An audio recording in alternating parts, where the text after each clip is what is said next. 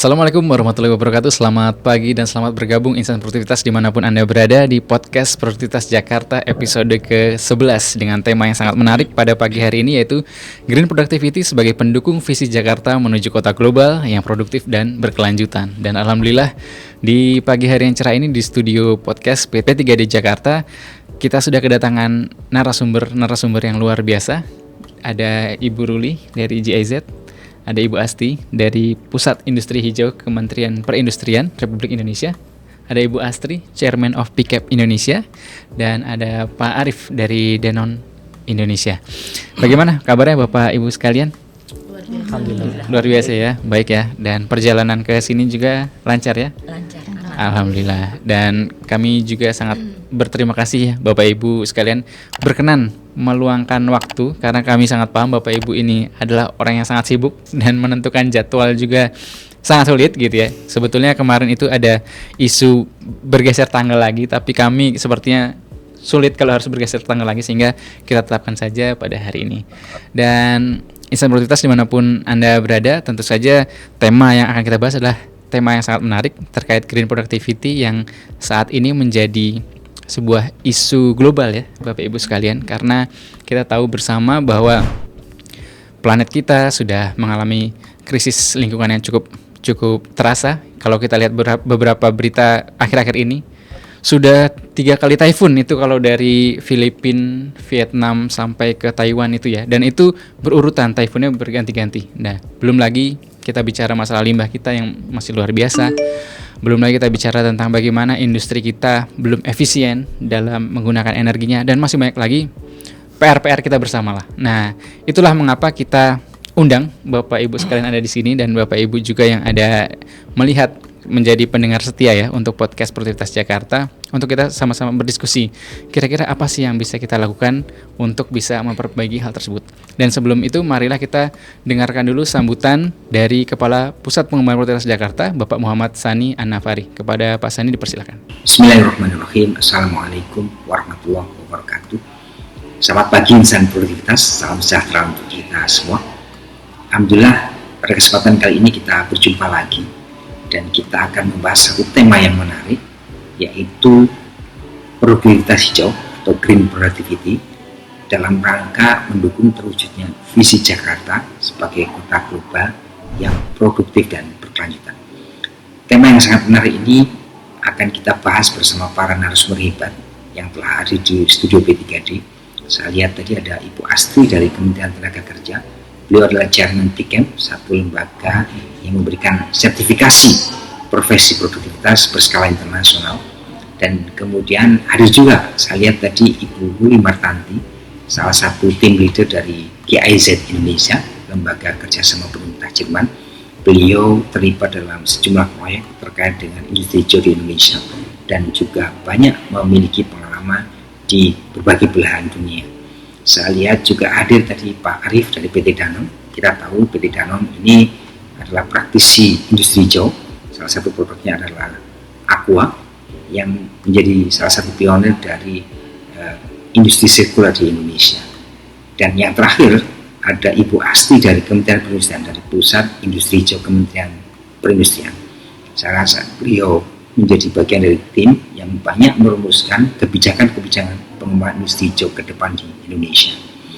Saya berharap sekali tema yang menarik, pembicara atau narasumber yang hebat akan membawa kita dalam satu diskusi yang berbobot, yang akan menstimulasi pemahaman kita tentang industri hijau, bagaimana profesi hijau, dan bagaimana peluang-peluang kerja atau green jobs bisa kita ramu bersama, sehingga bisa menghasilkan satu ekosistem yang bersinergi satu dengan yang lain dalam rangka mewujudkan Indonesia dan Jakarta khususnya menjadi lebih hijau, produktif, dan berkelanjutan.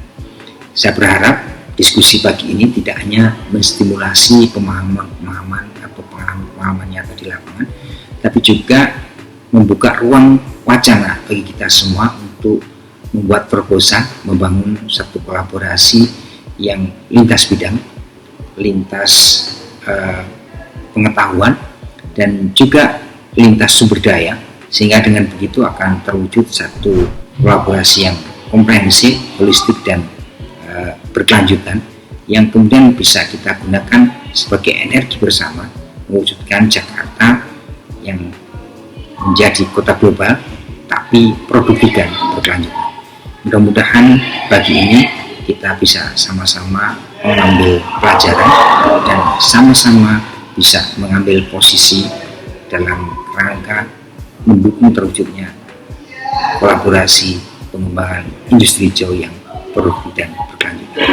Mungkin yang bisa saya sampaikan sebagai pengantar. Saya mohon maaf tidak bisa membersamai diskusi pagi ini, tapi saya berharap sekali lagi tidak hanya pemahaman, insight maupun pengalaman yang kita dapatkan, tapi juga peluang kolaborasi ke depan yang bisa sama-sama kita wujudkan untuk mewujudkan visi Jakarta sebagai kota global yang produktif dan berkelanjutan. Terima kasih. Assalamualaikum warahmatullahi wabarakatuh. Terima kasih banyak kepada Bapak Muhammad Sani Anafari atas sambutan dan arahannya terkait podcast ini.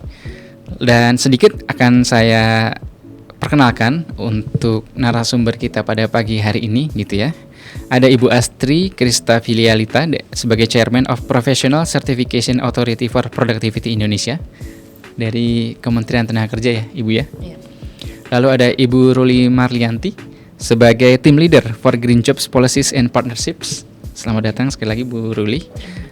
Lalu ada Bapak Arif Wahyudin sebagai Senior Manager Public Affairs and Sustainability General Secretary Danone Indonesia. Selamat datang Pak Arif. Lalu ada Ibu Astika Andini, Pembina Industri Alimadya Pusat Industri Hijau, Kementerian Perindustrian. Kita akan bicara tentang green productivity nih Bu Astri ya. Dan sejujurnya sejak awal 2023 ya Bu ya, awalnya ya.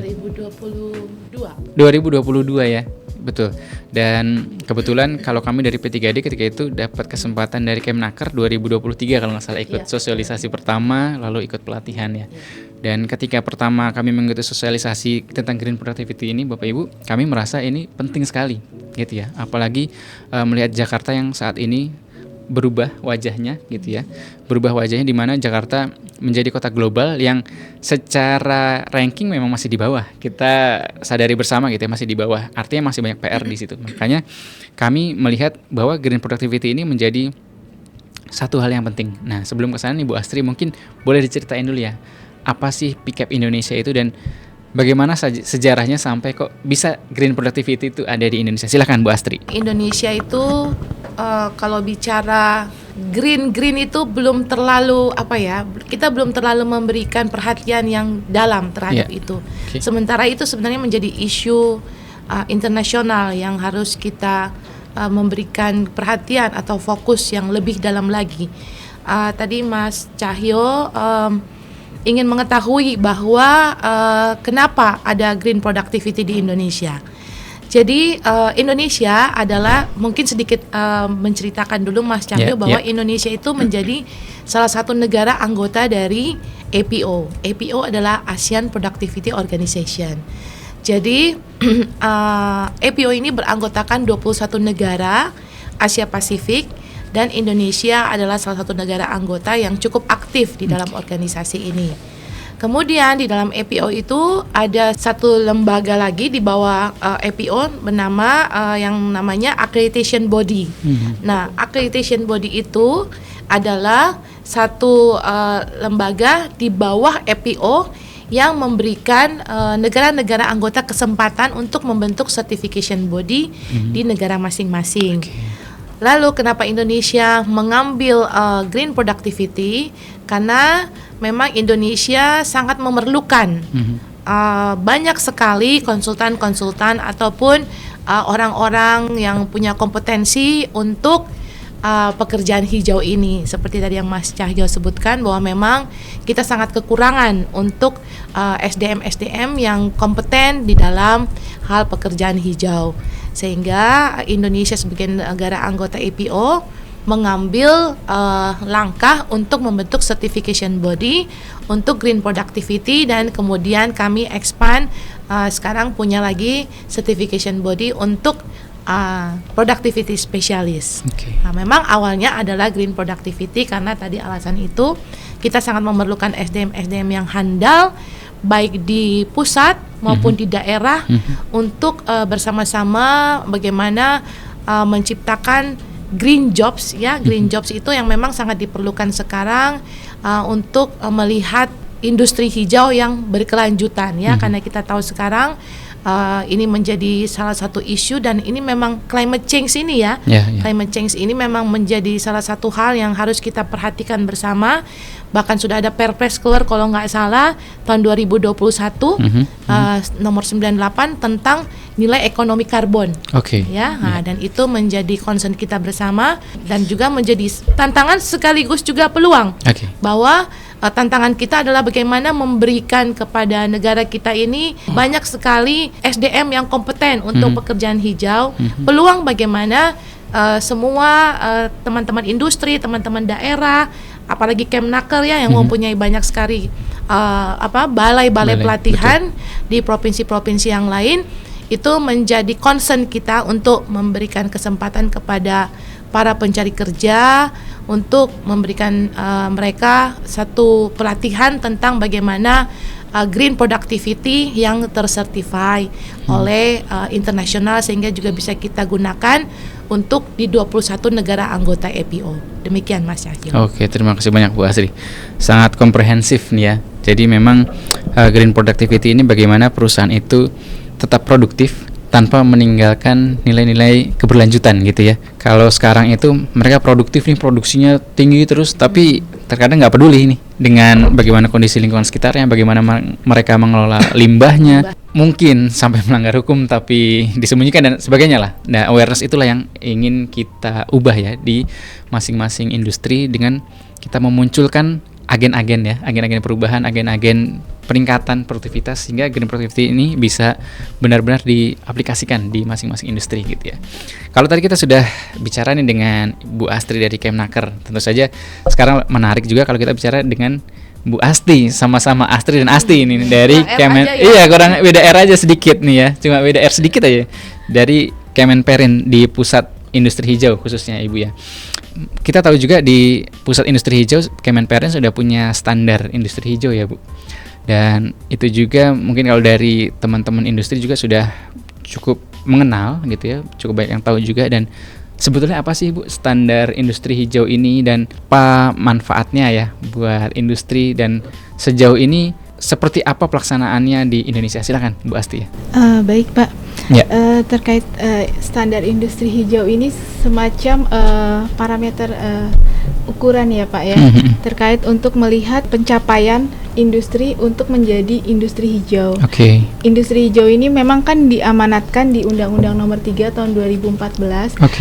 Bagaimana industri itu tidak hanya dalam proses produksinya itu bisa mengutamakan efisiensi, efektivitas, tapi juga mendukung keberlanjutan, seperti melihat dari nilai sosial dan lingkungan sekitarnya. Jadi bisa mengeliminir dampak lingkungan yang diakibatkan. Jadi peduli akan pelestarian lingkungan hidup. Nah, di sini untuk standar industri hijau itu mengatur terkait parameter-parameter aspek teknis berkaitan dengan proses produksi. Jadi ada ukuran untuk batasan terkait dengan intensitas energi, kemudian intensitas air. Ini kaitannya dengan efisiensi air dan energi. Kemudian ada efisiensi terhadap bahan baku, kemudian capaian penurunan emisi gas rumah kaca, kemudian juga produktivitas yang diukur dari overall equipment untuk peralatannya. Kemudian juga tidak hanya aspek dari teknisnya itu, tapi juga aspek lainnya seperti ketenaga kerjaan, kesehatan, dan CSR itu juga masuk ke dalam standar industri hijau. Jadi ini yang menjadi ukuran industri itu dapat dikatakan hijau, seperti itu Pak. Ini menarik nih Bu Asti ya, tadi kita bicara tentang standar industri hijau. Sejauh ini dari industri atau perusahaan-perusahaan yang ada di Indonesia ya, sudah seberapa banyak sih yang mulai tersertifikasi ya di SIH ini? Sampai 2025 ini ada 157 sertifikat yang sudah diterbitkan untuk industri ya, perusahaan industri. Salah satunya mungkin yang hadir di sini dari Danone Group juga itu sudah banyak untuk di beberapa anak perusahaan ya, anak perusahaan Danone. Beberapa plant sudah yang seperti untuk air mineral, kemudian susu, bubuk, itu sudah. Jadi penerapan industri hijau untuk di berbagai subsektor industri memang sudah mulai terimplementasikan. Hanya saja saat ini kami masih pemberlakuannya masih bersifat sukarela, Pak. Jadi belum bersifat wajib. Kedepannya dengan banyaknya kebutuhan terkait dengan juga ketahanan nasional itu mungkin bisa diberlakukan secara wajib seperti itu. Ya, ini menarik ya Bapak Ibu sekalian. Sebetulnya ASIHA ini sangat bagus ya untuk mensertifikasi industri supaya ya bisa berjalan dengan koridor keberlanjutan yang tepat, tapi juga tetap produktif kan gitu ya. Tapi memang kalau kita lihat pencapaiannya kan memang belum terlalu banyak. Nah, itu sebetulnya adalah peluang nih buat kita. Justru kita hadir di sini untuk bisa membahas itu, gimana sih supaya industri-industri ini bisa semakin banyak yang tersertifikasi gitu kan. Belum kalau kita bicara tentang proper juga, misalkan setahu saya data terakhir itu baru 5.000 perusahaan yang mengikuti sertifikasi, yang comply baru 3.000 sekian. Artinya masih ada gap 2.000 plus perusahaan lain yang belum melakukan. Artinya memang tadi kalau kata Bu Astri kan kita belum terlalu aware ya Ibu ya terkait bagaimana melakukan industri secara hijau ini. Tapi memang itu menjadi PR kita bersama, dan itulah kenapa salah satunya kita undang juga dari Danone nih Ibu, supaya menceritakan nih bagaimana sih Danone itu bisa ke arah sana. Tapi sebelum ke sana saya izin ke Bu Ruli dulu ya Pak Arif ya. Saya ingin sedikit bertanya nih Bu Ruli. Ketika kita bicara tentang green jobs gitu ya, dan Ibu melihat kondisi di Indonesia tadi seperti yang Bu Astri sampaikan, awareness kita sangat rendah, masih rendah sekali. Saya kemarin baca dari laporan Bappenas itu terkait circular economy baru tercapai 4%-an di Indonesia. Itu kan angkanya memang masih cukup rendah ya. Kemarin kami berkesempatan mengikuti ASEAN Circular Economy Hotspot di Taipei gitu ya, dan kami lihat negara-negara tetangga kita itu yang ASEAN sepertinya itu sudah lebih maju daripada kita nih. Nah, kalau menurut pandangan Bu Ruli yang sudah bergerak di bidang itu cukup lama, bagaimana sih kondisi Indonesia terkait hal tersebut dan peluang kita seperti apa? Silakan. Baik, terima kasih Pak Cahyo. Sebetulnya tahun 2025 ini terkait dengan green jobs atau pekerjaan hijau dan pengembangan tenaga kerja hijau itu tahun istimewa. Mengapa? Karena satu, RPJMN kita yang terbaru 2025 sampai 2029 sudah memasukkan di bawah prioritas nasional ekonomi hijau, itu di bawah sampai dengan pengembangan tenaga kerja hijau. Sampai di ada program prioritasnya.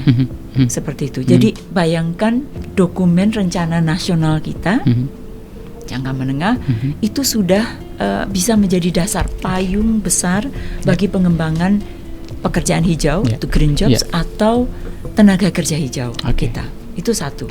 Kedua, tahun ini akhir bulan April yang lalu, Bappenas meluncurkan pada waktu itu juga ini di bawah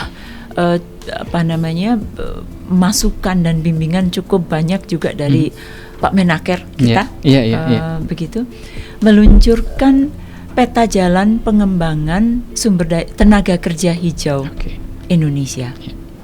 Nah, ini sebetulnya satu dokumen yang sampai 2045 sesuai dengan rencana Indonesia Emas kita. Tetapi untuk rencana aksinya itu masih fokus sampai sesuai dengan RPJMN. Nah, tapi di dalam dokumen ini sudah ada arahnya sampai 2045 bagaimana. Jadi ini dari RPJMN sudah ada peta jalannya, dan yang menggembirakan sekali, peta jalan ini bahkan sudah punya anak-anaknya dalam tanda petik.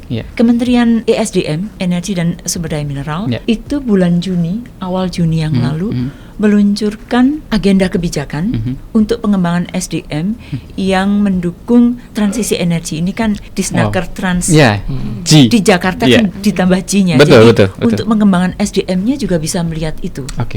Ini juga sampai 2030.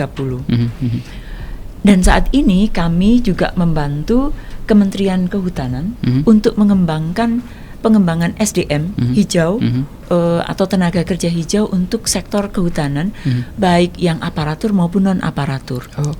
Diharapkan, nah untuk Kemenperin juga demikian, karena industri hijau dan kawasan industri yang berwawasan lingkungan ini kan menjadi satu program unggulan juga. Sudah ada master plan-nya untuk kawasan industri berwawasan lingkungan setahu saya, tetapi yang fokus pengembangan SDM-nya itu masih perlu. Nah, ini sedang dipikirkan bagaimana untuk pengembangan yang bisa pengembangan dokumen yang bisa menyertai master plan untuk pengembangan kawasan industri hijau. Jadi sebetulnya semakin banyak kementerian, perusahaan, juga KLH sendiri ini sedang mengembangkan juga untuk berbagai komunitas yang tujuannya juga pengembangan green jobs di berbagai sektor. Dan juga menyasar ini juga Kemnaker lagi, dari Kemnaker lagi ini Bu Asri, mengembangkan untuk bina pengembangan tenaga kerja khusus begitu. Ini bahkan menyasar kelompok penyandang disabilitas dan lansia produktif untuk bisa berkarya di pekerjaan hijau, karena ini sangat mendukung. Jadi sebetulnya kita sudah masuk di dalam jalur ini. Sekarang pertanyaannya, seberapa cepat kita akan transformasi itu terjadi ya? Apakah benar kita akan bisa sampai pada titik yang kita rencanakan di 2029 dan nanti juga ekonomi hijau sesuai di 2045? Ini butuh kerja bersama kita. Begitu. Jadi sebetulnya sudah ada bibit-bibit bahkan pertumbuhan kecil begitu untuk pengembangan SDM dengan keterampilan hijau. PR kita berarti menjaga bibit-bibit itu. Betul. Jangan sampai mati dulu minimal, terus tumbuh ya Bu ya. Memberi inspirasi. Ini saya sangat menghargai dengan P3D ini, dengan acara seperti podcast ini. Mengapa? Karena ini adalah seperti di dalam peta jalan pengembangan tenaga kerja hijau Indonesia. Ini bagian dari penyadartahuan. Awareness raising yang sudah dilakukan pada level pemerintah provinsi. Jadi selamat dan terima kasih. Kami juga yang berterima kasih begitu besar kepada Bapak Ibu sekalian yang berkenan hadir, karena tanpa Bapak Ibu sekalian juga tidak, mungkin kurang kita bisa membahas tentang Green Jobs ini. Kita akan bahas kembali terkait Green Jobs, Bu Ruli, tapi saya sedikit mau ke Danon dulu nih Bu ya, ke Pak Arief. Tadi Bu Asti menyampaikan salah satu yang sudah tersertifikasi ya, levelnya paling tinggi lagi ya. Kemarin beda ya? Mendapatkan Green Industry Award ya. Luar biasa dari Danon Indonesia. Boleh diceritakan nih Pak Arief, bagaimana sih Danon bisa sampai seperti itu? Dan ini kan bukan kerja semalam ya Pak ya. Betul. Bukan kerja semalam yang tiba-tiba selesai, tiba-tiba dapat award. Pasti ada hal-hal yang dilakukan, ada prinsip-prinsip yang dijaga dan seterusnya. Monggo silakan Pak Arief. Sebelumnya terima kasih banyak Mas Cahyo dan di P3D DKI Jakarta sudah mengundang kami begitu ya di podcast kali ini. Kami ini Danone Indonesia merupakan bagian dari Danone Group. Pusat kami ada di Prancis gitu ya. Dan bicara soal green productivity atau industri hijau atau operasional hijau itu sebenarnya sesuatu yang sudah mendarah daging di kami. Jadi di pusat sana kami berdiri hampir 100 tahun yang lalu begitu ya. Bahkan pendiri kami juga sudah punya visi dan punya statement bahwa kebijakan sosial itu juga harus bisa dilakukan bahkan di luar ruang pabrik begitu. Nah, ini juga tercermin sebenarnya dari visi kami One Planet One Health. Jadi Danone itu hanya memproduksi produk yang sehat dan dengan visi kami One Planet One Health, kami percaya bahwa kesehatan manusia itu akan berkorelasi langsung dan sangat tergantung dengan kesehatan bumi. Jadi ketika kami Danone memproduksi makanan yang sehat, menciptakan manusia-manusia yang sehat, tetapi kalau buminya saja tidak sehat, itu juga akan berpengaruh terhadap kesehatan manusia itu sendiri, gitu ya. Nah, sehingga sebenarnya dari visi kami ini kita coba terjemahkan ke dalam implementasi yang berada di operational level begitu. Nah, kalau melihat yang namanya green productivity atau tadi operasi hijau begitu ya, memang kami tidak melakukan secara plak-tiplak gitu ya dengan adanya standar yang sudah ada, tapi prinsip-prinsipnya itu sudah kami lakukan, sudah kami jalankan dari operasional kami, dan itu boleh dibilang di seluruh rantai mata nilai yang kami lakukan begitu ya, dari mulai produksi, distribusi, bahkan hingga post consumption produk kami di customer gitu atau pengguna secara langsung seperti itu. Nah, kami berfokus sebenarnya kalau dikaitan dengan green industry itu berfokus di 3 aspek. Pertama adalah efisiensi energi, kemudian pengurangan emisi, dan terakhir adalah pengelolaan sumber daya air seperti itu. Jadi dengan visi dan misi yang sudah mendarah daging dan sudah diterjemahkan tentunya di operational level kami, sudah sangat panjang perjalanannya Mas Cahyo, dan alhamdulillah beberapa kali ketika kita mendapatkan sertifikasi ataupun mengajukan award, sebenarnya sudah ada bahan-bahannya di kami, sehingga tinggal dipilah dan pilih saja sebenarnya mau aspek yang mana kita ambil, kemudian kita melakukan pengajuan untuk sertifikasi industri hijau ini. Alhamdulillah di tahun 2025 ini ya Bu Astri, salah satu pabrik kami Sariusada Generasi Mahardika yang ada di Prambanan mendapatkan peringkat pertama kinerja penerapan industri hijau tahun 2025 ini. Alhamdulillah seperti itu.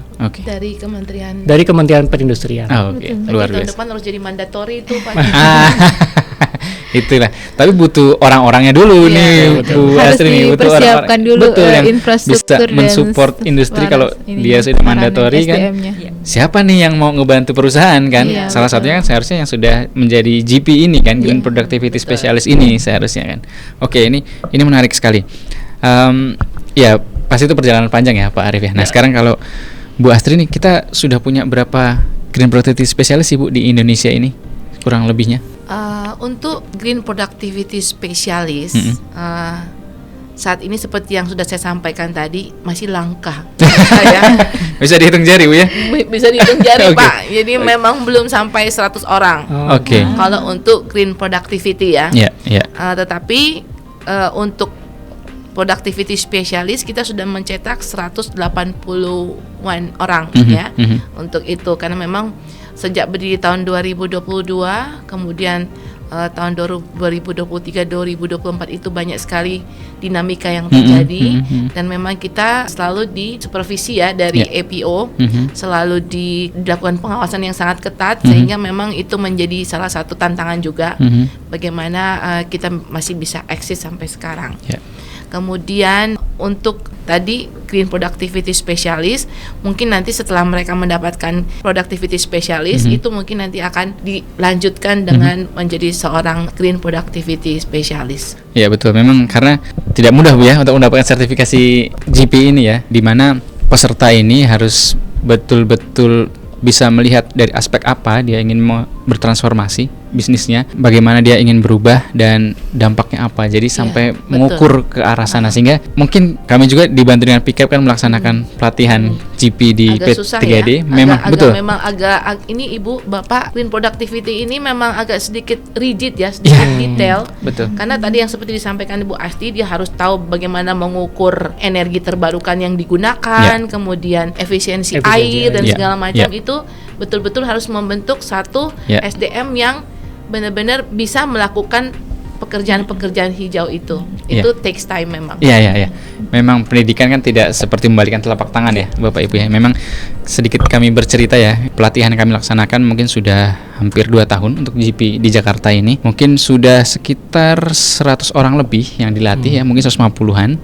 Tapi memang tahun lalu itu 70 orang, dan kita kan punya waktu ya Bu Astri ya untuk sampai tersertifikasi. Mereka menjalankan piloting project, mereka membuat laporan, itu kurang lebih 6 bulan sampai 1 tahun.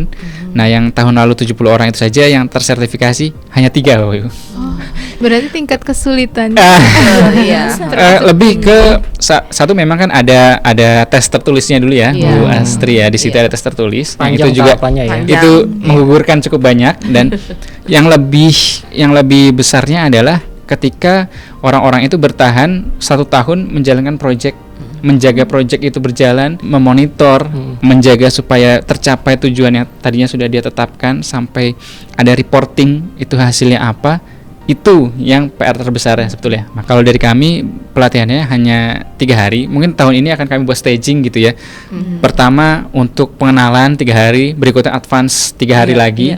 Nah, dan dari kami itu kami sudah menyediakan bimbingan konsultasi selama 1 bulan sampai 1,5 bulan untuk mendampingi peserta ini piloting project, sehingga mereka ini setelah pelatihan nggak langsung dilepas begitu aja gitu kan. Mereka bisa dibantu oleh narasumber kita supaya ketika mereka melakukan piloting project di perusahaan masing-masing itu mereka ada panduan dan bimbingannya gitu ya oleh certified GPS juga gitu, sehingga itu yang kami harapkan tahun depan bisa semakin banyak lagi, karena untuk mendukung ya salah satunya adalah Jakarta untuk bisa bertransformasi lah bagaimana iklim industrinya. Nah, itu berarti perusahaan juga harus mendukung dengan apa buy-in untuk terutama pilot project itu. Betul karena pasti ada investasi yang harus dilakukan perusahaan. Itu yang terkadang dari pimpinan manajerial itu harus sudah sejalan dulu dengan visi ini. Harus ada komitmen dari manajemen ya Pak. Karena kalau belum, akhirnya mereka, Pak mohon maaf, saya itu sebetulnya bersemangat, tapi nggak dapat dukungan dari perusahaan, akhirnya mundur. Dan tapi memang melekatnya ke individu kan ya Bu? Iya, individu. Melekatnya ke individu. Memang GP ini agak nilainya sedikit tinggi Bu dari SDM yang memang kita tahu, karena memang green productivity ini yang namanya green itu memang membutuhkan cukup besar budget ya. Iya, dari SDM-nya membutuhkan banyak resources lah ya, dari pengetahuannya dia, dari waktunya dia, dari perusahaannya pun mungkin harus ada investasi tertentu yang dia harus keluarkan untuk bisa bertransformasi itu kan pada akhirnya. Nah, mungkin dari Bu Ruli nih, Ibu kan sudah cukup lama bekerja sama dengan kawasan-kawasan industri di Indonesia. Bagaimana sih Bu kondisinya di sana, dan sejauh ini bagaimana mereka mulai terlihat bertransformasi ke arah sana? Silakan Bu. Baik Pak. Jadi izin sebentar, ini di bawah kegiatan di bawah proyek yang berfokus pada pengembangan tenaga kerja hijau, termasuk tentu saja pengembangan pekerjaan hijaunya. Jadi ini proyek GESIT namanya ini. Dan proyek ini akan dilaksanakan sampai 2028 saat ini. Itu adalah mitra utamanya, atau di bawah pengampuan Bappenas, tetapi juga bermitra dengan Kemnaker, Kemenperin, Kementerian Energi, Kehutanan dan sebagainya, karena punya 3 sektor. Energi, kemudian kehutanan, dan ekonomi sirkular. Sebetulnya ekonomi sirkular itself bukan sektor tersendiri, tapi ini bidang yang harus dilakukan. Salah satu kegiatan dari proyek ini, karena ini bidang yang saya kerjakan, ini adalah membuat berbagai atau mensupport sebetulnya kementerian dan lembaga untuk membuat produk-produk kebijakan. Begitu. Mulai dari seperti agenda kebijakan peta jalan pekerjaan hijau, agenda kebijakan SDM transisi energi dan sebagainya. Salah satunya juga adalah rekomendasi-rekomendasi kebijakan, tapi tidak hanya berdasarkan case study, tetapi juga berdasarkan piloting. Dan di piloting itu yang berada di ujung tombak itu adalah sektor swasta. Dan itu sebabnya salah satunya ini bekerja sama dengan Himpunan Kawasan Industri HKI. Himpunan Kawasan Industri ini sendiri juga sangat erat dengan Kemenperin, karena memang ini menjadi salah satu yang mendukung transformasi kawasan industri untuk menjadi kawasan industri berwawasan lingkungan, eco-industrial park. Kondisinya saat ini beragam, tetapi kita bisa melihat juga bahwa sudah ada berbagai gerakan kesadaran, juga kemauan untuk berinvestasi dari anggota-anggota HKI ini untuk menghijaukan proses produksinya, dan sekarang bahkan menghijaukan keterampilan SDM-nya. Karena bagaimanapun juga seperti perusahaan-perusahaan ini juga sangat ingin mendapat sertifikasi seperti proper misalnya. Ada perusahaan yang sudah mendapat emas yang kemudian pusing karena ingin mempertahankan emasnya. Jadi selalu harus berinovasi. Jadi apalagi begitu. Dan mungkin dialami kami juga Bu. Jadi itu sangat gembira kalau bekerja sama dengan mendapat ide-ide untuk melakukan berbagai inovasi. Ini proper kalau dengan KLH. Kemudian dengan sertifikasi industri hijau juga sama. Ada berbagai inisiatif yang sudah diinstitusionalisasi menjadi sertifikasi begitu. Jadi ini akhirnya membuat perusahaan juga mau untuk investasi. Himpunan Kawasan Industri juga terutama juga karena Kemenperin juga mendorong ke arah transformasi ke eco-industrial park. Betul. Jadi ada seperti di Jakarta, JEB sendiri sudah punya, memang sudah punya visi ke arah eco-industrial park. Tetapi juga ada kawasan industri yang masih istilahnya lihat dulu apa sih ini, berapa sih apa yang kami harus investasi untuk sana, apa saja yang dibutuhkan. Karena seperti melakukan sustainability reporting, tidak semua perusahaan punya SDM untuk itu. Jangankan SDM khusus, SDM yang nyambi saja tapi bisa melakukan itu juga tidak semudah itu. Begitu sama seperti yang Bu Asri tadi sebutkan, untuk menjadi GP spesialis ini itu juga luar biasa. Begitu harus dipilih orang-orang yang mungkin tidak hanya punya pengetahuan atau latar belakang pendidikan yang sesuai, tetapi juga untuk passionnya. Betul. Jadi beragam sekali, Pak Cahyo. Tetapi saya yakin apapun kondisinya, kita bisa mulai. Justru itu yang sangat menyenangkan pada saat mendapat kesempatan untuk ikut pelatihan sustainability reporting, itu sangat semangat. Sangat semangat untuk itu. Sekalipun tentu saja dukungan dari manajemen amat sangat penting. Jadi ini sangat penting bagi kita, bagaimana untuk ini nanti mungkin bisa tanya Pak Arief bagaimana supaya bisa mendapat lampu hijau begitu dari manajemen untuk memunculkan hal-hal seperti ini, karena sifat yang bersifat transformatif itu seringkali tidak hanya bottom up, tetapi terutama harus top down.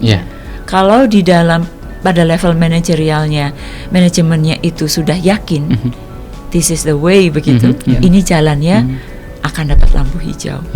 Jadi beragam kondisinya, tetapi sudah ada contoh-contoh best practices di berbagai anggota HKI.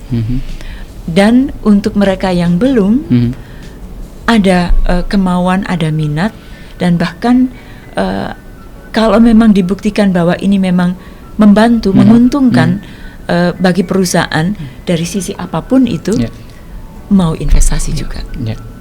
Begitu. Jadi cukup banyak kabar baik. Dan beragam ya, Bu Ruli. Memang saya akan bertanya ke Pak Arief setelah itu. Bu Ruli tahu aja ya. Jadi tadi seperti yang Bu Asti sampaikan, mempertahankan itu biasanya lebih sulit ya, Pak ya. Betul, daripada mendapatkan, effortnya pasti lebih besar. Nah, gimana sih strategi dari Danone Indonesia, Pak Arief, untuk bisa tetap sustain di situ? Silakan. Pertama mungkin tadi valid ya Bu Ruli ya, soal komitmen dari manajemen begitu ya, untuk bisa mendukung praktek-praktek keberlanjutan yang sudah kita lakukan. Nah, kami di Danone Indonesia sebenarnya punya modal dasar yang cukup kuat. Yang itu datangnya dari company kami pusat di Danone begitu ya, dengan komitmennya. Tapi memang sebenarnya tantangannya juga justru ada di level operasional yang ada di negara gitu ya, dan juga di level pabrik. Nah, memang strateginya juga lagi-lagi tidak mudah gitu ya. Kami memang kalau di tingkat operasional biasanya melihat dari sisi angle yang berbeda. Ini kan kita bicara soal green productivity ya. Sebenarnya kan ada kata kunci sebenarnya productivity. Nah, kalau productivity sebenarnya ada kata kunci lagi penghematan, dan ujung-ujungnya sebenarnya adalah cuan gitu ya. Betul. Saving gitu, yang bisa kita kita bisa berikan sebagai bagian dari narasi kita ke manajemen. Nah, di dalam pelaksanaannya sebenarnya praktek-praktek ini kita lakukan. Kita lakukan. Jadi di kami itu di Danone Indonesia itu di pabrik kita melakukan banyak activity yang arahnya adalah ke productivity. Memang tadi di pusat kami sudah punya target gitu ya. Pengurangan penggunaan air, pengurangan penggunaan energi, misalkan itu sudah disetting lah. Kita punya roadmap sampai tergantung gitu ya. Kalau packaging kita punya sampai 2030, energi sampai 2050 dan seterusnya. Itu kita turunkan, dan roadmap itu kalau di Indonesia sebagai contoh gitu ya, pengurangan penggunaan air itu dan energi rata-rata setiap tahun itu 5%. 5% per pabrik. Buat sebagian orang mungkin tidak kelihatan besar 5% ya, tapi buat pabrik sebesar kami 5% itu kalau diabsolutkan, dinilai, dihitung itu besar sekali begitu, sehingga teman-teman kami di level operasional itu harus memang berpikir inovatif begitu ya. Apa sih yang bisa kita lakukan untuk bisa mencapai target itu. Nah, balik lagi akhirnya nih sebenarnya pendekatan tadi yang green productivity sebenarnya kita lakukan juga, Pak. Jadi Mas Cahyo, jadi ada semacam evaluasi dulu, baseline-nya seperti apa di pabrik, kemudian melihat opportunity yang bisa dilakukan begitu ya, kemudian menghitung impact, dan hitungan-hitungan ini juga kita juga ada orang-orang yang memang memvalidasi sehingga nanti ketika ini dilakukan ada hitungannya. Karena hitungan ini sebenarnya kita submit ke manajemen. Ini loh dari hitungan kami ketika kita melakukan activity savingnya sekian, productivity sekian. Sehingga dengan cara seperti itu ya syukurnya manajemen kami juga kemudian bahkan mau dan bersedia untuk invest lebih untuk melihat mendapatkan saving. Kan mungkin kadang-kadang ada proyek yang sifatnya jangka pendek gitu yang ketika dilakukan itu dalam waktu cepat bisa mengenerate saving. Tapi ada juga mungkin proyek-proyek atau productivity yang memang sifatnya jangka panjang. Membutuhkan teknologi baru, investasi baru, sehingga hitungannya pun ada. Misalkan kalau 3 tahun, 5 tahun itu ROI-nya seperti apa. Itu mungkin Mas Cahyo yang komitmen ini kita jaga sedemikian rupa, dan aspek untuk bisa ngejaga ini juga dari semua lini. Jadi kita juga punya monitoring, punya platform yang terintegrasi juga, diaudit secara berkala, dari level global kita terjemahkan juga di Indonesia. Kebetulan saya sendiri adalah berperan juga sebagai internal auditor untuk Indonesia untuk keberlanjutan.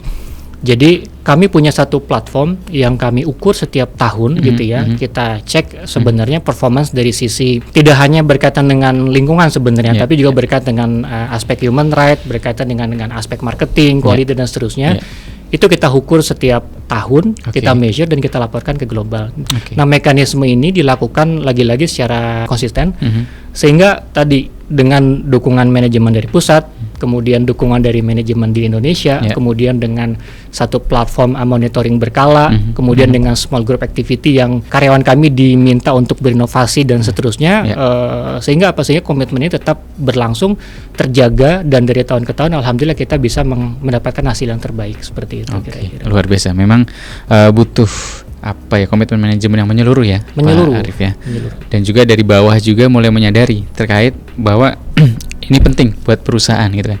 Dan rasa memiliki dan itu ya. Satu lagi sebenarnya Mas Cahyo. Kadang-kadang yang kita lupa itu adalah ketika di level operasional kita dituntut untuk bisa melakukan productivity gitu ya. Tapi setelah itu terjadi selesai. Itu yang kita lupakan. Kita perlu melakukan sebuah either celebration atau appreciation. Betul. Bentuknya mungkin tidak harus mungkin kita adalah bonus begitu ya. Bonus produktif pasti ada, tapi mungkin beyond daripada itu gitu ya. Kita berikan hal yang lain, bahwa dia sebagai contoh misalkan sebagai Green Heroes. Kita angkat profil beliau sebagai ada title-nya. Jadi kita punya berbagai activity yang sifatnya memang mengangkat kayak Green Heroes lah kita boleh dibilang. Dan profilnya beliau itu bisa terkenal at least sedanon lah ya. Kita punya sekitar 11-12 ribu karyawan. Ketika kita angkat profilnya beliau sebagai satu heroes dalam hal productivity, dalam hal aktivis di dalam lingkungan pabrik, dia akan sangat senang sekali. Dan ini apresiasi itu yang kita berikan kepada karyawan kami juga. Ya luar biasa. Jadi memang dibutuhkan rewarding ya. Dan nah ini menarik kalau kita ke Kemenper ini Bu Asti nih. Kalau Danone dengan struktur manajerial yang seperti itu sudah sangat terbiasa gitu ya, filosofinya juga seperti itu. Tapi kita kan punya PR perusahaan-perusahaan menengah, perusahaan-perusahaan kecil yang mereka berkontribusi terhadap ekonomi kita, juga terhadap kelestarian lingkungan kita kan, seperti itu. Nah, kalau dari sisi Kemenper sendiri, bagaimana sih membina mereka gitu ya, supaya mereka mulai sadar bahwa kita harus bertransformasi loh, kita nggak bisa selalu senantiasa seperti ini. Dan kalau dari sisi Danone kan dia punya rewarding internal. Nah, kalau dari sisi pemerintah kita sejauh ini seperti apa itu? Silakan Bu Asti. Baik, untuk kami di Kemenperin, kami juga memberikan apresiasi pada semua stakeholder dalam pengembangan industri hijau, dan itu kami lakukan setiap tahun. Dan kita juga melakukan perluasan terhadap kategori dari penerima award itu. Yang kemarin di IGIS kedua, yaitu yang bulan Agustus kemarin, itu tidak hanya kinerja terbaik yang sudah tersertifikasi, tapi juga yang bertransformasi dari yang belum hijau menjadi hijau walaupun belum ada standarnya, itu juga kita appreciate. Jadi Itu pun tidak hanya untuk industri besar menengah, tapi kita juga ke industri kecil. Jadi skala itu nanti kita sesuaikan ya.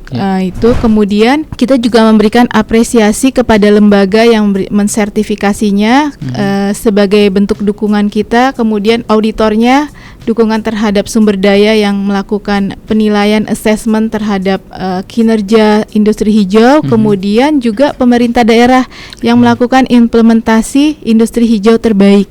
Nah, jadi itu kita berikan. Nanti ya mungkin nanti ke depannya kita akan memperluas tematik lainnya untuk penghargaan achievement itu. Jadi untuk mendukung industri hijau itu kita butuh kolaborasi semua pihak. Jadi kami menyelenggarakan juga forum industri hijau nasional. Jadi yang mengkolaborasi semua pemerintah daerah, akademisi, kemudian perusahaan industri, asosiasi, kemudian semua mitra pembangunan dan semua ikut dalam forum ini. Jadi harapannya itu mampu mendorong ke nanti kontribusi industri hijau ke ekonomi hijau seperti itu. Jadi secara nasional mungkin itu dari komentar ini. Jadi menarik sih, mungkin kalau kita lihat, koreksi saya kalau saya salah ya, misalkan kita lihat di Singapura gitu ya, perusahaan-perusahaan yang berhasil melakukan efisiensi energi itu mereka dapat insentif pajak gitu kan, pengurangan bayar pajak karena mereka bisa mengurangi efisiensi energinya. Nah, sepertinya itu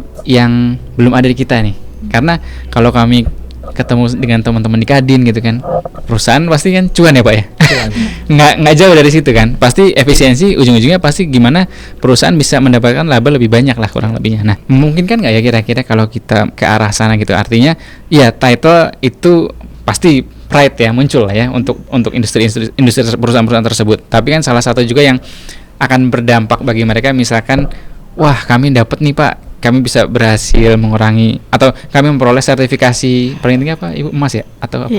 Kita nggak ada leveling langsung tersertifikasi atau tidak gitu ya.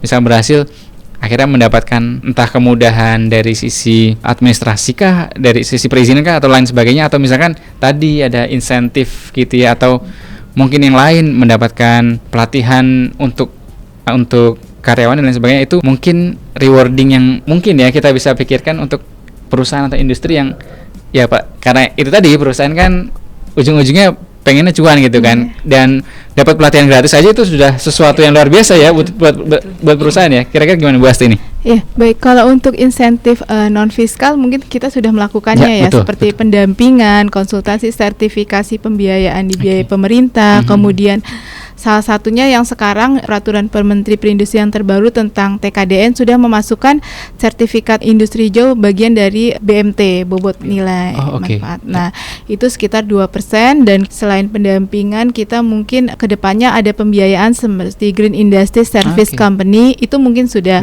untuk gitu yang iya betul. Itu untuk yang non fiskal. Tapi kalau financing itu sedang digodok ya Pak, karena kita sedang mempersiapkan infrastrukturnya dan payung hukumnya.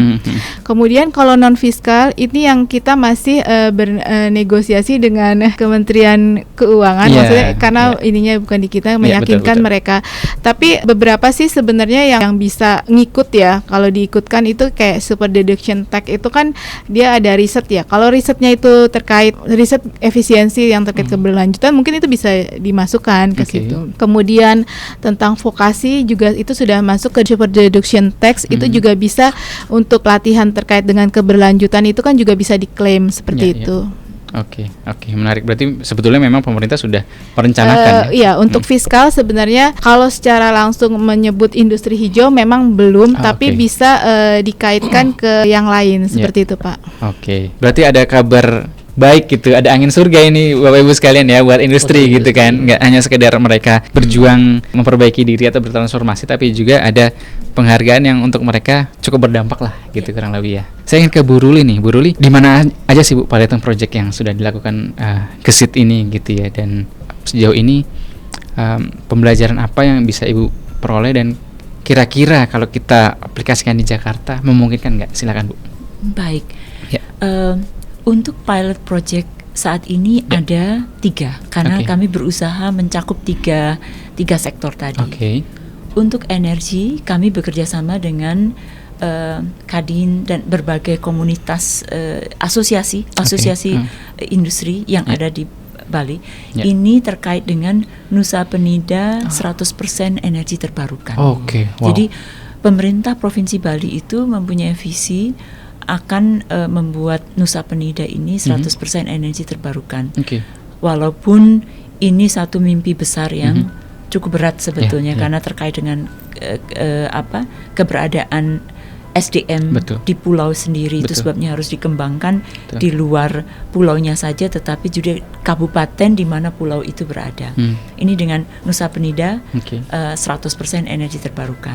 Yang kedua yang tadi saya sudah sebutkan, ini adalah bekerja sama dengan Himpunan Kawasan Industri, bermitra juga dengan Kemenperin, melakukan atau mendukung transformasi dari existing kawasan industri menuju eco-industrial park atau kawasan industri berwawasan lingkungan, khususnya pada penyiapan SDM.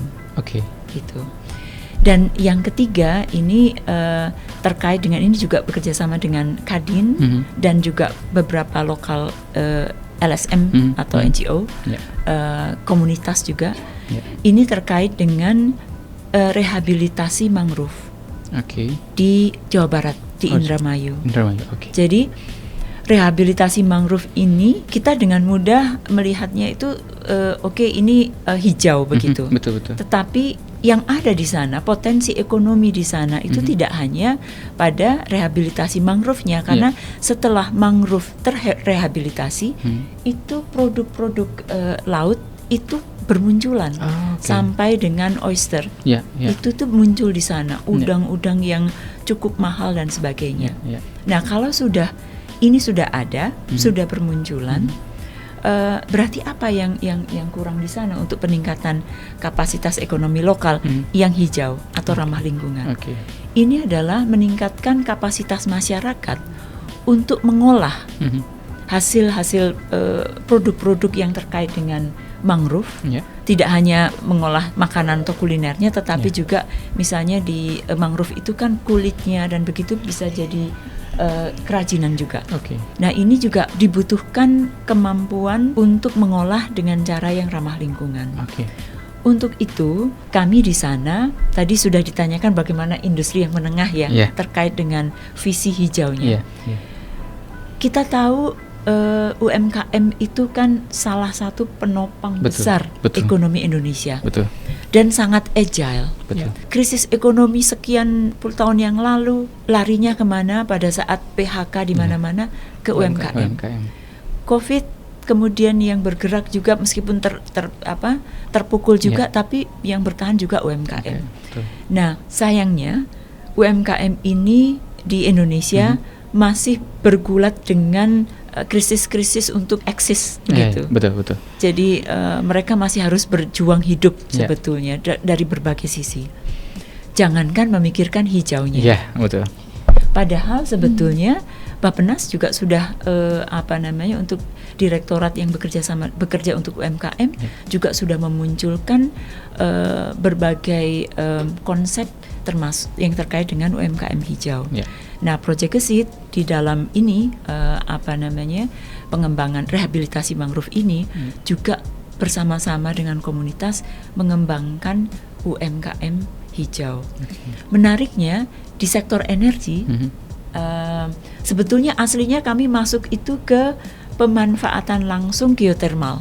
Bekerja sama dengan Pertamina Geothermal Energy, PGE, di Jawa Barat, di Kamojang. Yang menarik ini pemanfaat langsung geotermal ini adalah komunitas-komunitas lokal, UMKM lokal, yang sebetulnya dengan menggunakan pemanfaatan langsung panas bumi ini, mereka sudah melakukan efisiensi energi atau menggunakan energi bersih sebetulnya dan sebagainya. Mulai dari pengeringan produk pertanian sampai juga akhirnya seperti di Lahendong itu sudah membuat pabrik gula aren yang mendapat eco-labeling. Produknya itu hanya diekspor. Jadi di Lahendong itu sudah ada itu, sudah menjadi punya nilai ekonomi yang sangat besar. Jadi ini juga dilakukan, kami juga melakukan berbagai pelatihan untuk UMKM lokal bagaimana melakukan produksi secara lebih ramah lingkungan, termasuk packagingnya misalnya, seperti itu. Jadi ini ada 3 kegiatan yang terkait dengan juga green productivity sebetulnya. Bagaimana dengan input yang sama atau kurang bisa menghasilkan output yang lebih baik besar. Dalam tidak hanya kuantitasnya tetapi kualitasnya termasuk nilai ekonomisnya. Kira-kira kalau di Jakarta memungkinkan nggak Bu Ruli kita melakukan hal tersebut? Sangat memungkinkan Pak, apalagi kalau misalnya kita perlu memikirkan sasaran kita yang mana. Betul. Kalau kita sasarannya UMKM, bagaimana pengembangan UMKM hijau di Jakarta saja, itu sudah luar biasa. Kalau menyasar perusahaan yang seperti kita diskusikan sebelumnya sebetulnya di balik podcast ini, memikirkan bagaimana green productivity ini bisa dikaitkan, diselaraskan dengan sertifikasi industri hijau. Bahkan mungkin ini usulan untuk teman-teman KLH misalnya, dengan proper untuk bagaimana bisa meningkatkan beyond compliance-nya. Betul. Institusionalisasi dari green productivity ini akan luar biasa. Tidak hanya perusahaan juga pada akhirnya punya branding yang lebih menarik, dengan penghematan dan lain-lain, cuan juga menarik, begitu. Tetapi juga sebagai bangsa dan negara, kita juga bergerak menuju masa depan yang lebih hijau, yang lebih sehat, karena kita kan tidak bicara untuk diri kita yang sekarang. Betul. Bagaimana generasi berikutnya, kita bicara tentang generasi Indonesia emas, tapi kita tidak memberikan bumi yang seperti yang disebutkan Pak Arif tadi, bumi yang sehat untuk generasi berikutnya. Nah, ini kan kita tidak walk the talk. Betul sekali Bu Ruli. Dan memang ini menarik ya, framework GPAPO itu kan memang sudah sangat komprehensif ya Bu Astri ya. Dan kalau misalkan perusahaan memiliki seorang GPS, itu rasa-rasanya cukup bisa membantu tadi perusahaan yang membutuhkan sertifikasi hijau, membutuhkan sertifikasi proper dan lain sebagainya. Memang kami beberapa waktu yang lalu, mungkin sekitar 3 bulan atau 4 bulan yang lalu, kami berkunjung ke KLH untuk berdiskusi bagaimana GP ini bisa menjadi apa istilahnya, komplementer lah untuk menemani proper ini. Karena apalagi misalkan contohnya kalau mau proper emas kan perlu inovasi ya. Sekarang cara berinovasi bagaimana itu kan, nah itu di GP itu kita belajar di situ sebetulnya. Di GP kita belajar sehingga kalau mereka tersertifikasi green productivity itu, mereka sudah punya bagaimana bisa merasakan, oh saya itu harus begini loh berubahnya. Misalkan dia punya proses bisnis seperti ini, oh ini loh yang harus diubah dan seterusnya, yang itu sangat bisa dibantu oleh GPS gitu ya. Dan green jobs itu bisa muncul dari situ gitu ya. Salah satunya mereka yang orang-orang internal perusahaan itu sendiri, nggak perlu mencari orang baru gitu ya, yang dibina, dilatih, yang bisa mendampingi perusahaan untuk bisa pada akhirnya membantu perusahaan untuk bisa lebih baik secara performance-nya, secara lingkungannya juga berwawasan lingkungan, dan tidak perlu mengubah biaya, struktur biaya perusahaan karena orang internal perusahaan gitu kan. Dan itu bisa menjadi untuk pemerintah meningkatkan ketercapaian ya kan, yang tadi baru 150 yang tersertifikasi, proper baru 5.000, padahal kan kita mungkin jutaan kan ya perusahaan di Indonesia. Kalau kita bicara di Jakarta sendiri itu kurang lebih yang kami miliki kurang lebih sekitar 250.000 perusahaan. Saya nggak tahu berapa yang sudah tersertifikasi proper di Jakarta gitu ya. Artinya gap itu kan masih sangat besar sebetulnya ya. Gap itu masih sangat besar, dan kami sih berharap tadi GP ini bisa menjadi salah satu komplementer. Tidak perlu kita masukkan sebagai apa istilahnya wajib ya, harus punya dan lain-lain. Tapi komplementer yang bisa membantu perusahaan itu sendiri, dibantu oleh orangnya sendiri untuk bisa mencapai hal itu kan gitu ya. Itu salah satu mimpi besar kami juga sebetulnya ya. Karena tadi kalau kita punya banyak sistem, banyak sertifikasi, itu kan mempersulit perusahaan ya sebetulnya. Tapi sebetulnya kan tujuannya sama, ingin supaya perusahaan ini bisa lebih efisien, perusahaan ini bisa lebih efektif, perusahaan ini pada akhirnya ke depan bisa menjaga lingkungannya, berwawasan lingkungan dan lain sebagainya. Nah itu sebetulnya yang kami harapkan ya. Dan mungkin saya ingin meminta pandangan Pak Arif nih, kira-kira kalau misalkan ya dari Danone gitu ya, kita ada GPS gitu ya di Danone sendiri, kira-kira itu penting nggak sih, dan bagaimana dampaknya nanti untuk perusahaan sendiri? Silakan Pak. Itu valid Mas, sebenarnya yang di kami kan tadi dikatakan soal bagaimana mempertahankan mempertahankan emas begitu ya. Betul. Pabrik kami di Mambal itu, pabrik Aqua Mambal, mendapatkan Propernas emas alhamdulillah sudah 6 kali berturut-turut. Dan setiap kali melakukan pengajuan proper itu juga tadi kan karena kalau emas kan beyond ya, betul, beyond comply gitu ya. Jadi kalau biru itu comply, kemudian ada hijau inovasi sosialnya ada, dan betul, ditambah dengan yang lain-lainnya aspek dampak dan seterusnya itu akan emas begitu ya. Nah, yang dibutuhkan oleh kami sebenarnya adalah tim yang memang punya step yang teratur, terukur dan komprehensif gitu. Kalau di kami memang selama ini way of working adalah kita bikin task force, dan itu kan memang multi function gitu, betul, ya, maksudnya betul, fungsinya dari kantor pusat, dari teman-teman yang ada di pabrik yang yang berkaitan dengan efisien nature dan seterusnya gitu ya, termasuk teman-teman CSR. Tetapi memang lagi-lagi sebenarnya lebih kepada platformnya. Kalau tadi kan dikatakan GPS itu kan sebenarnya sebuah platform yang kalau saya lihat dan saya perdalam itu kan dia sangat step by step ya, dan sangat practical. Artinya kalau buat bahkan orang yang baru pertama kali mengikuti ini pun ya dia ikuti saja flow-nya gitu ya, tiba-tiba dapet tuh productivity gitu, tiba-tiba dapet tuh yang namanya target-target yang bisa jadi inovasi yang sebelumnya belum terpikirkan jadi terjadi begitu, dan mendapatkan ide. Nah, pertanyaannya valid, Mas Cahyo. Kami juga sebenarnya mencari semacam sertifikat seperti ini, gitu ya. Bahkan mereka bertanya nih, apakah mungkin kami juga nanti bisa mendapatkan slot? Karena informasi terbatas ya, Bu. Terbatas, gitu ya. Dan kayaknya juga kalau ini podcast ini kemudian banyak orang yang menonton, saya pikir banyak yang makin tertarik, dan artinya kan akan banyak antrian, gitu ya. Betul. Ketika ini memang menjadi bagian yang menjadi sebuah kebutuhan buat perusahaan, menarik, impact-nya juga sangat bagus, membantu kita tadi buat pencapaian sebenarnya bukan hanya proper ataupun sertifikasi industri hijau ya, tapi bagaimana kami sebagai industri tetap survive gitu ya, tetap punya dampak secara bisnis, tetapi dampak secara lingkungan tetap berlanjut juga. Betul. Bahkan kami balik lagi bisa saja kami berinvestasi di situ gitu ya. Kami bisa saja ibaratnya menginvestasikan, mengutus orang-orang kami yang terbaik ikut deh training ini gitu kan, kamu sekalian aja jadi certified gitu ya. Jadi nanti kamu akan benar-benar mengawal. Mungkin timnya yang tadinya harus melibatkan banyak orang gitu ya, bisa jadi dengan adanya satu orang ini yang kita dedicated buat certified ini bisa jadi lebih sedikit lagi, Mas Cahyo, seperti itu. Betul. Jadi buat kami valid, dibutuhkan, sangat dibutuhkan. Iya, betul. Dan memang itu juga yang sebetulnya kami impikan gitu ya, supaya perusahaan itu minimal punya lah satu gitu ya. Kalau perusahaan besar mungkin butuh lebih dari satu, tapi kalau perusahaan-perusahaan yang lain minimal ada satu yang bisa menjadi tadi agent of improvement. Kami butuhnya 24. Soalnya ada 24 pabrik. Sudah dihitung lah. silakan. Saja sudah 24 pabrik. Bayangkan.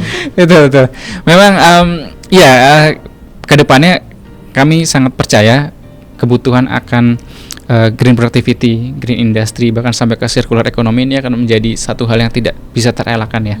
Karena itu kita sudah tahu kondisi kita seperti apa, dan itu tidak bisa dielakkan. Dan apalagi kita punya target net zero emission di 2060 yang juga harus kita dukung gitu kan. Dan itu tidak bisa, lagi-lagi bukan satu malam terjadi, kita bukan Bandung Bondowoso kan Bapak Ibu sekalian ya.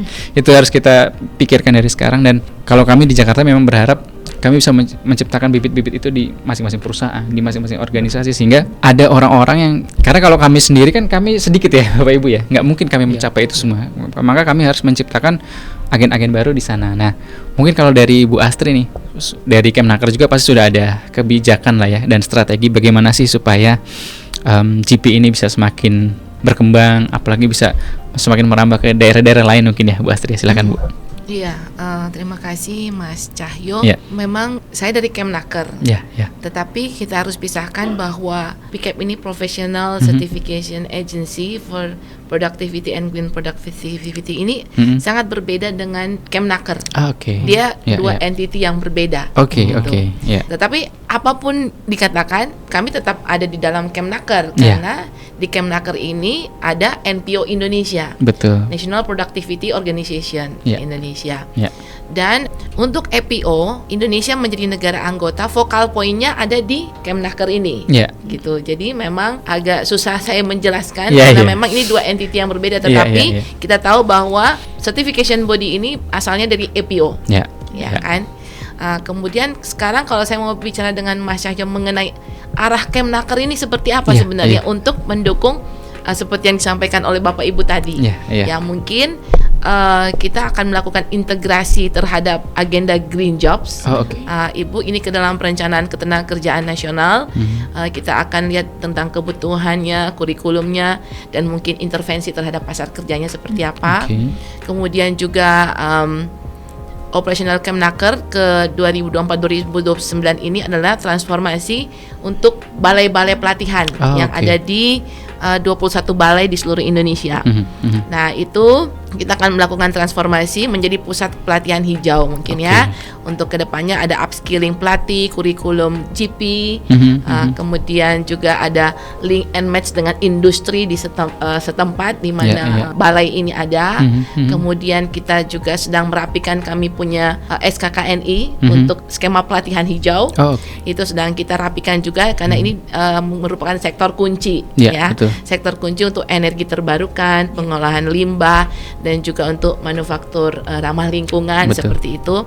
Kemudian kita juga sedang melakukan penyusunan modul untuk pelatihan hijau, dan juga untuk program pelatihannya sedang kita susun. Kemudian ada kolaborasi antar lembaga juga yang sedang kita lakukan dengan seperti yang Ibu tadi sampaikan, kita ada roadmap ya Ibu, itu baru launching memang 2025, itu disusun oleh Bappenas dan Kementerian Ketenagakerjaan. Di situ Ibu dan Bapak bisa lihat apa pemetaan kebutuhan SDM ya untuk pekerjaan hijau, dan juga ada namanya talent pipeline hijau di situ Ibu, di Bappenas itu mungkin nanti bisa Ibu lihat. Kemudian kita ada sosialisasi dan advokasi untuk green jobs. Nah, itu kita lakukan untuk generasi muda dan untuk pemerintah daerah untuk mendukung RPJM kita di ketenagakerjaan. Itu yang menjadi arah Kemnaker untuk itu. Dan PIKEP akan selalu selaras dengan itu Bapak Ibu. Saya sudah mendengar tadi narasumber, memang intinya adalah mana SDM kalian untuk green productivity yang memang sekarang sangat bisa dibilang sangat kurang ya. Betul. Mas Cahyo, Bapak Ibu sekalian, memang tantangan terbesar kita ini adalah bagaimana mendongkrak skala dan kecepatan reskilling yang terstandar dan terverifikasi untuk green productivity. Itu Mas Cahyo. Iya, betul. Berarti memang sudah ada rencana ke sana gitu ya. Kebijakannya juga sudah, kita berjalan di rel yang tepat. Tapi lagi-lagi kecepatannya seperti apa dan apakah bahan bakarnya cukup atau tidak, apakah habis di tengah jalan, itu yang menjadi PR kita bersama gitu ya. Mas Cahyo. Betul. Dan kalau kita lihat memang lagi-lagi ini akan menjadi sesuatu yang dibutuhkan di masa sekarang dan masa depan. Bagaimana kita memberikan bumi yang sehat juga untuk anak cucu kita dan seterusnya dah. Dan kita sebetulnya sudah ngobrol cukup agak lama nih Bapak Ibu, nggak terasa ya. Kita sudah 1 jam lebih nih kita ngobrol, tapi nggak apa-apa. Mungkin ada nggak sih pesan-pesan ya dari Bapak Ibu sekalian kepada stakeholders Bapak Ibu masing-masing terkait green jobs, terkait green productivity, yang kira-kira menurut Bapak Ibu akan sesuai untuk bisa mendukung visi negara kita, bisa menjadi negara yang lebih produktif tapi juga berwawasan lingkungan. Mungkin dari Ibu Asti dulu, silakan. Baik, kami berharap dengan kolaborasi seperti ini gitu, dan mungkin kedepannya lebih sering dan agar semua pesan ini tersampaikan ya. Jadi semuanya bisa ikut turut serta dalam mendukung ujung-ujungnya peningkatan ekonomi hijau. Dari kami kontribusinya di perindustrian yaitu untuk meningkatkan industri hijau. Kami membutuhkan dukungan SDM industri hijau yang mumpuni. Artinya ini kecepatannya kan kita punya, selain industri hijau kita juga target digitalisasi Indi 4.0. Jadi ini harus align, maksudnya paralel kita dorong bersama-sama, dan itu butuh dukungan semua pihak dan semuanya, baik mitra pembangunan, kemudian Kementerian KL terkait, dan industrinya itu sendiri yang juga untuk mau berubah itu sih Pak. Ya, terima kasih Bu Asti. Jadi memang sejak pertama kami melaksanakan GP Training and Consultancy itu, kami tuh sudah ingin sekali bekerja sama dengan Pusat Industri Hijau Kemenperin, karena salah satunya kuncinya ada di sana gitu ya, yang membuat kebijakan dan lain sebagainya. Dan alhamdulillah sekarang beliau berkenan hadir nih. Kemarin sempat ini jadwalnya ya sebetulnya ya, tapi alhamdulillah beliau berkenan hadir, dan kami berharap ini nggak berhenti di sini ya, Bapak Ibu sekalian ya, bisa kita lanjutkan kembali apa yang sudah kita mulai. Kalau dari Bu Ruli, kira-kira apa pesan-pesannya Bu, silakan. Belajar banyak dari, tidak hanya dari Pak Cahyo dan Pak Sani, dari Bapak dan Ibu sekalian.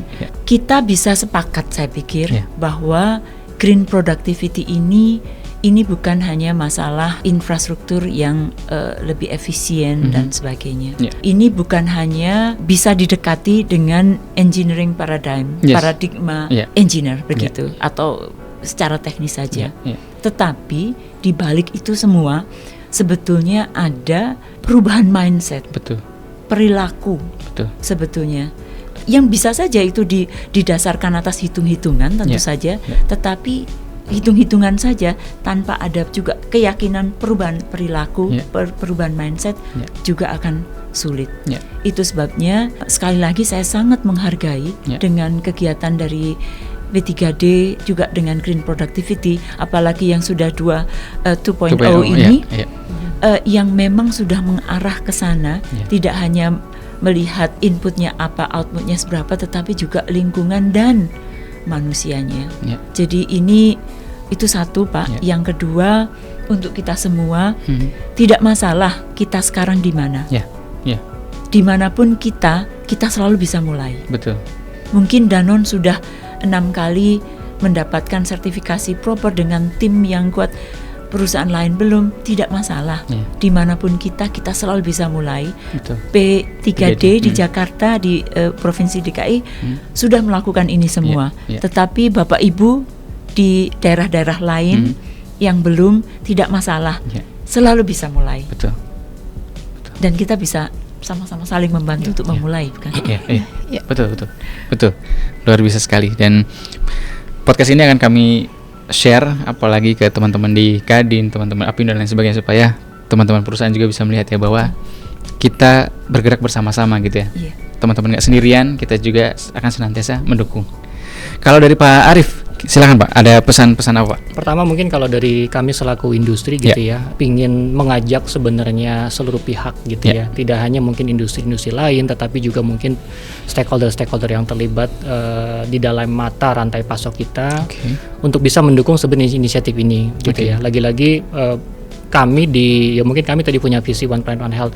Kami untuk melakukan aktivitas ini kan nggak bisa sendiri gitu ya, butuh dukungan semua pihak. Baik di lingkungan sekitar pabrik kami beroperasi begitu ya, dari pemerintahnya, masyarakatnya. Yang paling penting adalah sebenarnya bagi konsumen gitu ya. Jadi kami berharap saat ini konsumen juga ayo kita melihat sebenarnya industri mana yang memang sudah mulai bertransformasi ke arah sana. Sehingga konsumen pun bisa memilah dan memilih produk-produk yang boleh dibilang tidak hanya sekadar produk gitu ya, tapi di balik itu semua ada langkah nyata untuk bisa menjadikan bumi ini lebih sehat.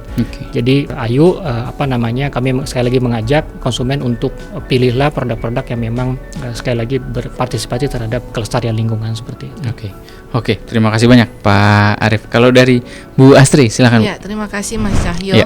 Pertama saya sangat mengapresiasi P3D dalam melakukan podcast ini. Ini menjadi salah satu langkah seperti yang disebutkan Ibu Ruli tadi, bahwa kita nggak perlu tahu kita di mana, tapi ayo kita mulai gitu. Dan produktivitas kuncinya adalah penambahan adanya nilai tambah adanya nilai tambah untuk bagaimana kita melakukan dan terus lakukan produktivitas. Esok harus lebih baik daripada hari ini, kan itu kuncinya. Kemudian saya juga melakukan pekerjaan-pekerjaan di certification body ini. Bapak Ibu, kalau memang nanti ada yang dari perusahaan atau dari kementerian lembaga yang mau mengikuti pelatihan di certification body PCAP ini, kemudian melanjutkan pada sertifikasi, melakukan assessment, dan seperti yang Pak Cahyo bilang tadi, memang prosesnya panjang, tetapi hasilnya luar biasa. Silakan, kami dari PCAP akan sangat senang supaya kita punya banyak sekali pool konsultan tentang green productivity yang bisa dimanfaatkan di semua, apalagi di UMKM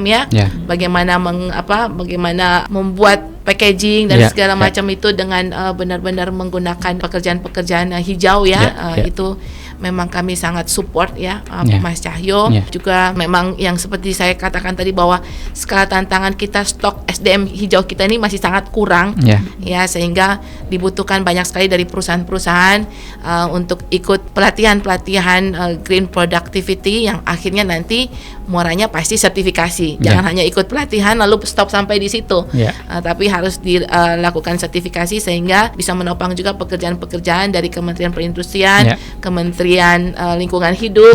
Memang kami juga berkolaborasi dengan Kementerian Lingkungan Hidup untuk melakukan pekerjaan di green productivity ini. Kemudian kita dorong sertifikasi dari APO Green Productivity dan juga Productivity Specialist untuk bisa mengeksekusi proyek green productivity nyata untuk di kota dan di industri, dan kita kaitkan juga dengan bagaimana pasar kerja khususnya untuk green job yang kedepannya pasti akan lebih banyak ini, untuk bisa kita lakukan dan kita bisa berhasil sama-sama keluar dari gap kita yang katanya Indonesia belum sadar atau belum fokus terhadap itu. Tapi saya yakin dengan langkah kecil dari P3D ini kita bisa sama-sama menciptakan dampak yang luar biasa.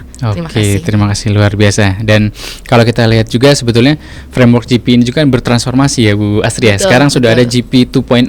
2.0 betul. Setelah yang kemarin 1.0 mereka bertransformasi karena ada circular ekonomi, ada perubahan teknologi dan lain sebagainya. Jadi tidak berhenti di situ juga. GP ini mereka bertransformasi dan menyesuaikan ke arah sana, dan mungkin bisa jadi salah satu nanti ketika ada pelatihan GP di sini boleh kita tempat best practice-nya bisa di Danone itu kan. Betul. Salah satunya ya kan. Sehingga perusahaan betul. Sehingga peserta juga bisa tahu aplikasi nyatanya itu seperti ini ya, dan seterusnya. Itu kan menjadi nilai tambah ya untuk para peserta yang nanti ikut pelatihan di sini. Baik Bapak Ibu narasumber yang sudah hadir pada pagi hari ini, kami sekali lagi berterima kasih banyak Bapak Ibu sudah berkenan meluangkan waktu, pikiran dan tenaganya ke studio kami yang sederhana ini di P3D gitu ya. Semoga tidak bosan-bosan kesini Bapak Ibu ya. Ini kami harap pintu masuk pertama nih, jangan ragu-ragu. Kita berkolaborasi lebih jauh, berkolaborasi lebih dekat gitu ya, sehingga kita bisa mengamplifikasi apa yang tadi sudah kita rencanakan bersama. Kita bisa mencapai tujuan-tujuan bersama kita, dan lagi-lagi kita sudah cukup bersepakat gitu ya bahwa ini akan menjadi isu yang strategis baik bagi perusahaan, bagi industri, juga untuk negara kita gitu ya. Dan kami ucapkan terima kasih juga kepada Insan Produktivitas dimanapun Anda berada yang sudah senantiasa setia gitu ya menyaksikan podcast Produktivitas Jakarta, dan jangan ragu untuk senantiasa stay tune gitu ya. Kami senantiasa mengupdate di YouTube kami, YouTube P3D DKI Jakarta, dan juga Instagram di @pusat_produktivitas_Jakarta, sehingga itu bisa menjadi informasi tambahan untuk Bapak Ibu sekalian. Sekali lagi kami ucapkan terima kasih banyak Bapak Ibu sekalian, Pak Arief, Bu Astri, Bu Ruli, dan Bu Asti atas waktu dan kesempatannya di kali ini. Kami tutup podcast kali ini. Terima kasih. Wassalamualaikum warahmatullahi wabarakatuh. Sampai jumpa berikutnya.